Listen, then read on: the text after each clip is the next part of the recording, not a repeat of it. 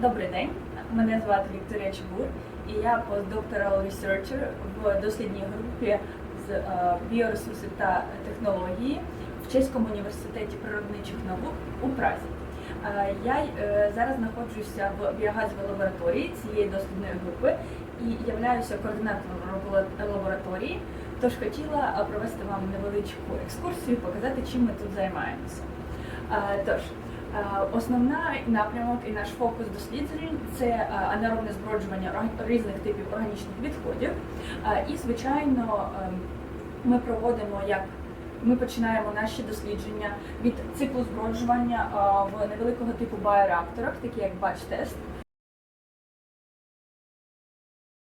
в яких відбувається саме процес анаеробного зброджування. Далі ми можемо аналізувати склад нашого газу.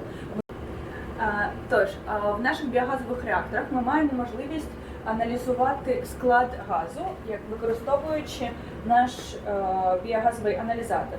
Цей аналізатор допомагає нам визначати якісний міст біогазу, який складається з таких газів, як метан, вуглекислий газ, кисень, оксид карбону і також сірководень.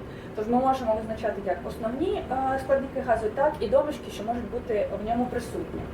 Основними субстратами, які ми зброджуємо в наших батч-тестах і наша лабораторія займається, це відходи сільського господарства. Наприклад, у нас є субстрат з цукрової тростини, який був зібраний одним студентом в Нігерії. Також у нас є ми займаємося такими субстратами, як стічні води. Це, наприклад, стічні води з університетської пивоварні, що діє на території Чеського університету. І, звичайно, це тваринні відходи, які також на території університету є ферма, де ми маємо можливість брати наші субстрати, щоб проводити наші дослідження. Тож, ми маємо наші невеличкі біореактори, в яких відбувається процес анаеробного зброджування органічних відходів разом з нашими метаногеновими бактеріями, які ми додаємо як інокулят, що взяли з біогазової установки. І далі у нас є система для того, щоб визначати параметри процесу зброджування і досліджувати якраз таки якість отриманого біогазу, кількість отриманого біогазу та метановий потенціал певного субстрату.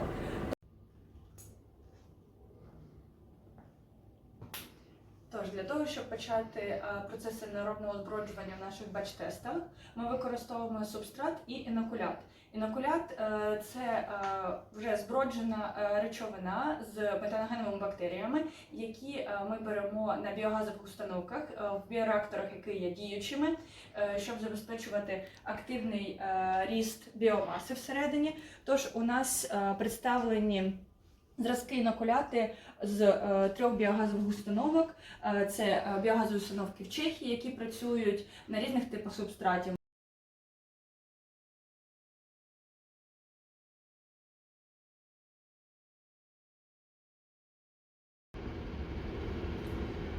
Hello, my name is Abdullah, a PhD student and junior researcher with the Bioresources and Technology Division of the Czech University of Life Sciences. I work in the laboratory and conduct research on the anaerobic digestion of different food waste, biomass, and feedstock in conversion into biogas. The process of anaerobic digestion occurs in a tight environment in the presence of anaerobic bacteria, which break down these foodstocks and convert them into biogas. How does this process work? It works whereby we collect this feedstock or these waste materials and put them in a reactant vessel. In this vessel, in here, we have feedstock or an inoculum, which is from a previous experiment of this reaction. Our feedstock, and this feedstock can be made or can comprise of plant material, like I said. For example, this is sugarcane bagasse, and as well, this is from brewery wastewater, which was collected in the brewery of the Czech University of Life Sciences. And as well, it can be a combination of the two of them. As well, it can also be a combination of cow dung. It can be the cow dung or chicken litter or even the swine waste. It can be a combination of 2 or 3 or more of these parameters or monodigestion of them. During this anaerobic digestion, these bacteria that we talk about, they break down these materials, and in the process, biogas is produced. In our experiments, the biogas being produced is passed from this reactor into this hose or this tube, and then from this point we can test the quality of our gas. As well, we can also test the quantity of gas being produced through there are different methods, but the method we use here is the water displacement method, whereby the gas is passed into this vessel that is initially filled with water, and the amount of water that is displaced into this empty vessel will give us the amount of gas that was produced in liter, which can then be converted to the amount of gas that is produced. As well, we take both at the end of the digestion, we have some residues which we call digestate. This digestate is not just a waste, but can be used again for different purposes. One of the most interesting purposes whereby digestate is being used is in the improvement of soil. It helps in improving the soil structure, it helps in also improving the soil texture, and also other parameters like the cation exchange capacity, and also the water capillarity of the soil. There are different experiments that also demonstrate this. We also take our digestate and other materials, and we conduct some tests, like testing parameters in the digestate. Like we use the Caltech machine to test for the presence of nitrogen or the total nitrogen in the digestate and other materials. As well, we also use some other apparatus like the pH meter, which we use to check for the pH of the digestate or the biogas reaction, and as well it has another electrode which can be used to check for the oxidative reduction potential of the system. So we also use a laboratory scale which we use to take the measurements of our substrate or feedstock before using them in the reactor, in order for us to have the perfect reaction going on in the scale. As well, we also use a photometer, which can give us the quantity or the amount of chlorine, and also some other parameters like the COD, which also tests with this material. We can also carry out this digestion not only in the hot water bath, but also in this laboratory incubator. In this incubator, we use this incubator to regulate both the humidity and as well the temperature of the system. And with a constant temperature and humidity, we can ensure that the reaction is happening in a perfect condition. So this is the laboratory incubator. Not only that, our research also comprises or is also extends to working on other waste. For example, photogypsum. Photogypsum is the waste that comes out or that occurs during the production of phosphorus fertilizer. It will interest you that about 3 tons to 4 tons of this waste is being produced during this production of phosphorus fertilizer, and this waste is just left lying and taking a lot of space in our society, in the environment. So what we do in this laboratory is taking this photogypsum and trying to convert it into value-added bio-based materials. For example, one of the research that we conducted was testing the limit or the amount of gypsum that would be enough or that would allow the growth of certain plants in the soil. And we conducted this test by carrying out this planting of mustard seed and as well of watercress seed, and we got certain results. As well, another test which we carried out or which we are working on is incorporating this photogypsum as a digestate enrichment material in our biogas anaerobic digestion process, which we explained earlier. So in the process, we try to test what is the amount of gypsum that can impede the process of this digestion, and what is the amount of optimal amount of gypsum that is okay to be in the digestate that can also support the growth of plants when used as a fertilizer. There are different kinds of gypsum based on where the phosphorus fertilizer is being produced, and as well based on the raw materials that were used during the production of this fertilizer. For gypsum PG from Ukraine from Poland, from Florida, and some other places would have different constituents and also different materials when used. So these are the research that we carry out, and we wish we have been able to enlighten you a little about them. Thank you. Тож, як вже зазначила раніше, ми маємо можливість також визначати параметри протягом процесу неробного зброджування, беручи зразки дегістату з наших біореакторів. І параметри, які ми визначаємо всередині, ми аналізуємо на нашому обладнанні. Тож, ми маємо pH-метр, який допомагає визначати водневий показник. Окрім того, ми також маємо електрод для визначення окисно-відновного потенціалу нашого зразка. Далі у нас в лабораторії є фотометр.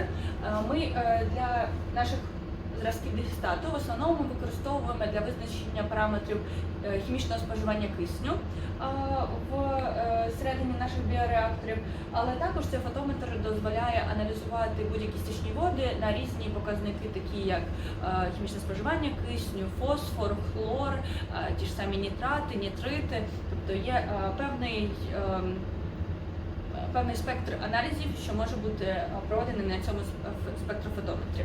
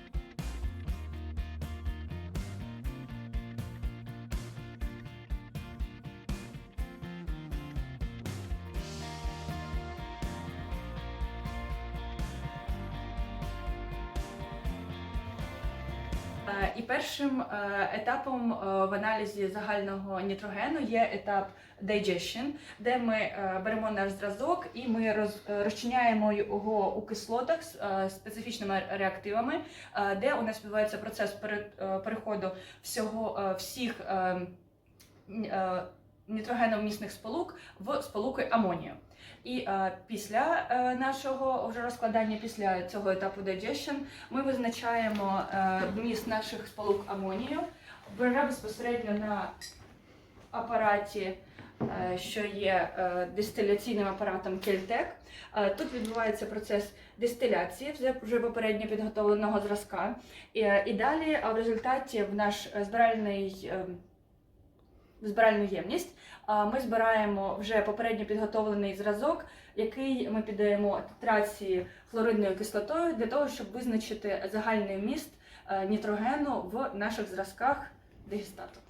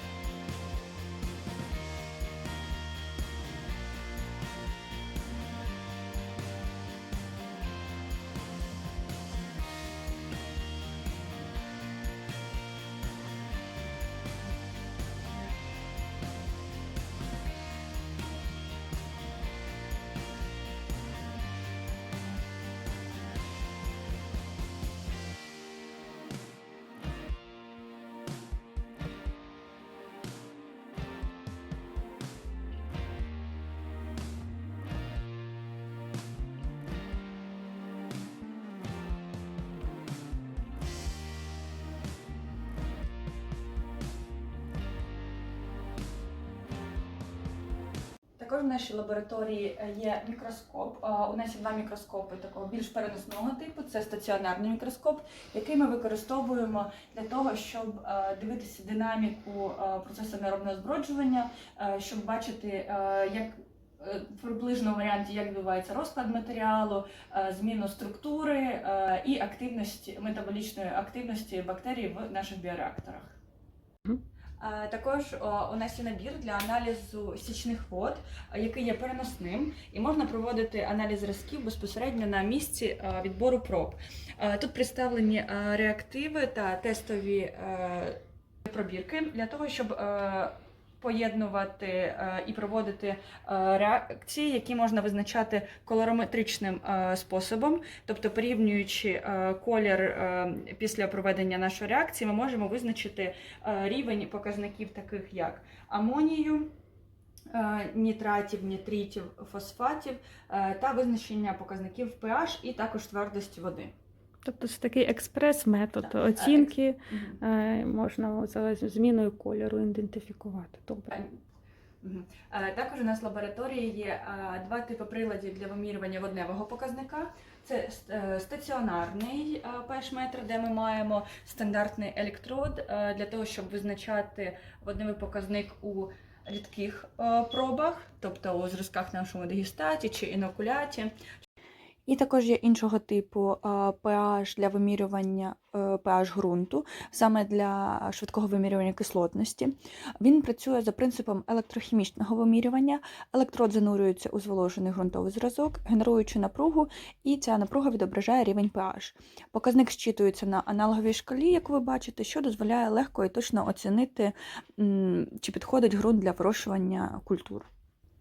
Отже, також варто зауважити, що діяльність власне BRT-лабораторії досить таки широка, і ми можемо визначити міждисциплінарний її підхід до реалізації різних проєктів. Можна побачити також постери на стінах лабораторії. Подивимось на них ближче. Так. Ми бачимо тут 2 постери. Слід зауважити, що це з конференції, яка відбувається власне і на базі BRT-Team Чеського університету природничих наук в Празі. Кожного року вона відбувається. І ми бачимо, що вони стосуються ці тематики також організаційних механізмів, реалізації проєктів, техніко-економічного обґрунтування, розробки, планування, провадження біогазових установок на місцях.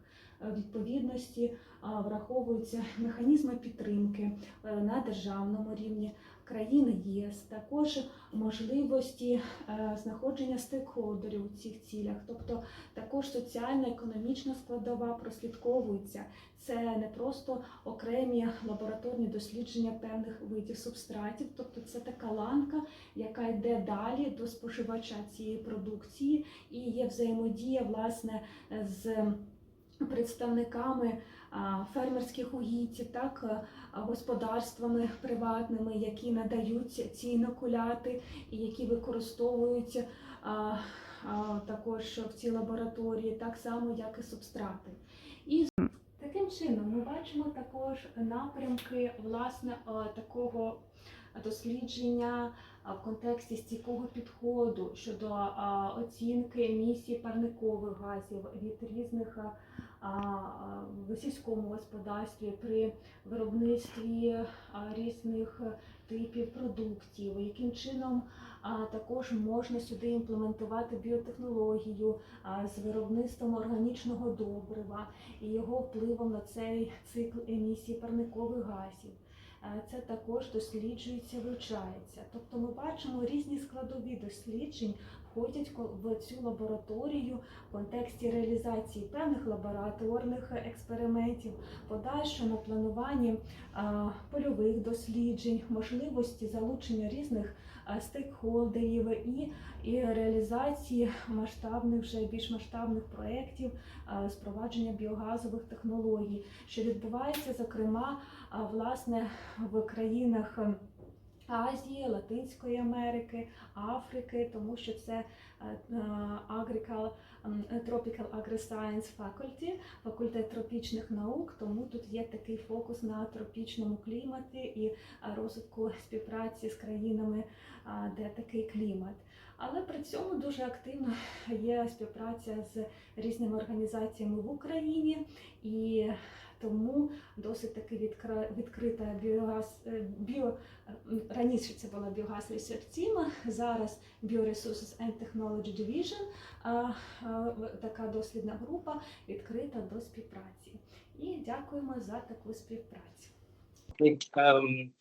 Good morning, everyone. Abdulaziz Shubaju is my name. I want to present my work on the recycling of phosphogypsum into high-value bioproducts, the preliminary findings we have, and I'm working with Dr. Victoria Chibo as a professor in acrobic, and Dr. Elizaveta Chenist from the Czech University of Life Sciences here in Prague. So, phosphogypsum. What is phosphogypsum? Phosphogypsum is a byproduct of the phosphate fertilizer production. It will interest you to know that during the production of fertilizer, not only is this phosphate fertilizer, like the interesting product we also get some waste products in the form of phosphogypsum.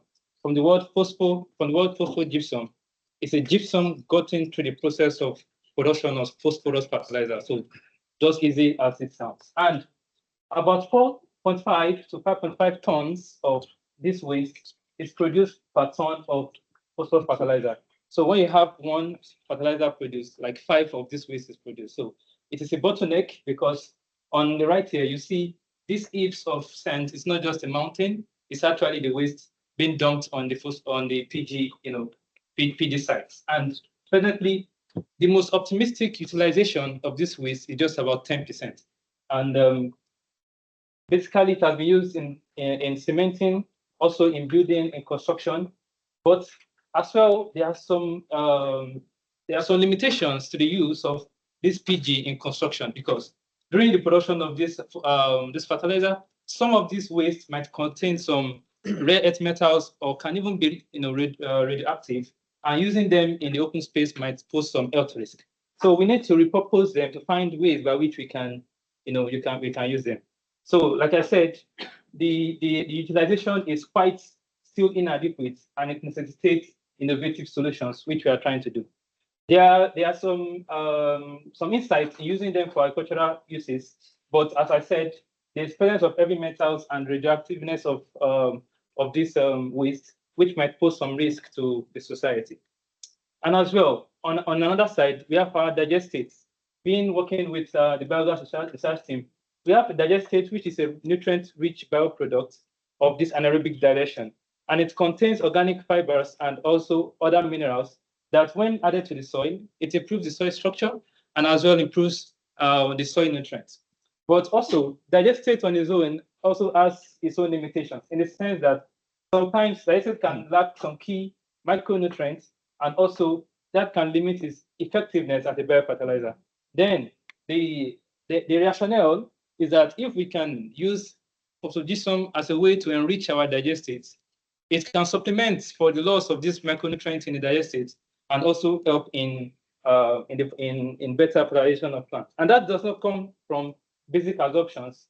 There are some research papers that have pointed us to this, especially research by Chenist and tells us that the PG supports the potential of using it in anaerobic digestion and analyze its influence on bacterial activity. Also, a research by Lee et al. In 2021 tells us that if we suggest crops with higher tolerance to heavy metals, then we can use this PG that has enriched our digestate for fertilization. So we try to study the effect of PG-enriched digestates in the fertilization of edible and non-edible plants. Okay, so firstly, we carried out a biodigestion to get our digestates, and what we use basically is a feedstock of sugarcane bagasse, an inoculum and cow manure. We had three batches. The first batch of only bagasse, the second batch with bagasse and cow manure, and the third batch with the inoculum for us to know what is the production of inoculum from these two initial batches.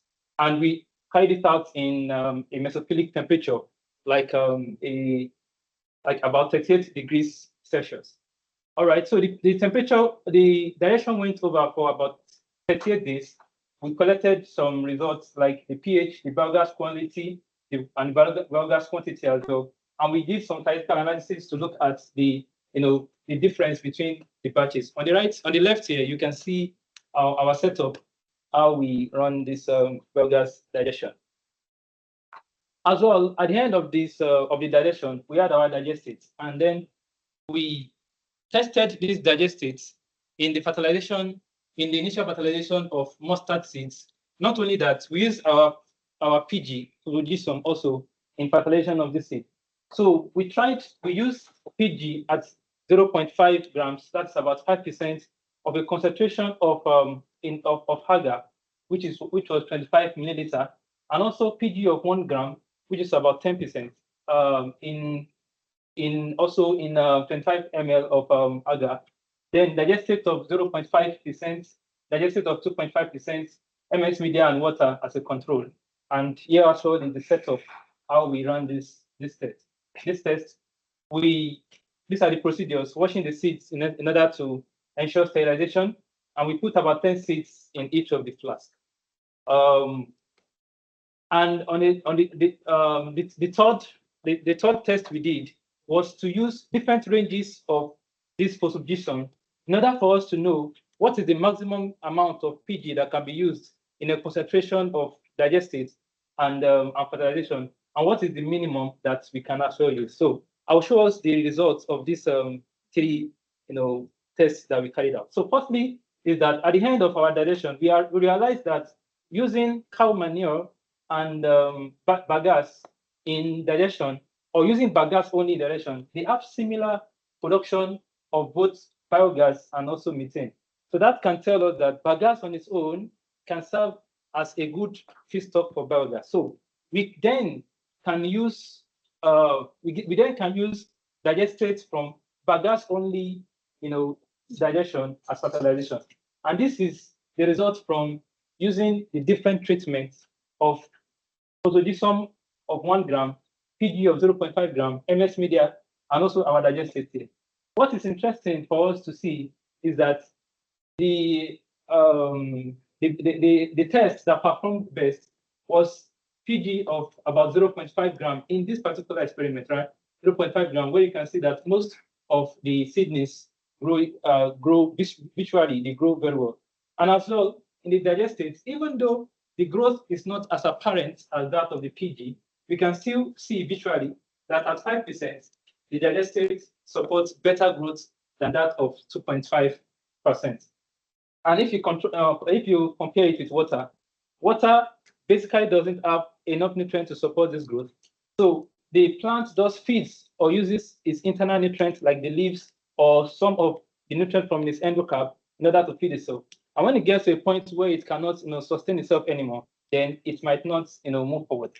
So so that is from this experiment. And then we calculated the seedling vigor index, which is for us to see which of these seedlings performs better or best, not only visually but also scientifically. So we had the PG of 0.5, having an SVI of 586.7, and also digestate of 5%, having 119, better than its counterpart, which had about 90.7 SVI.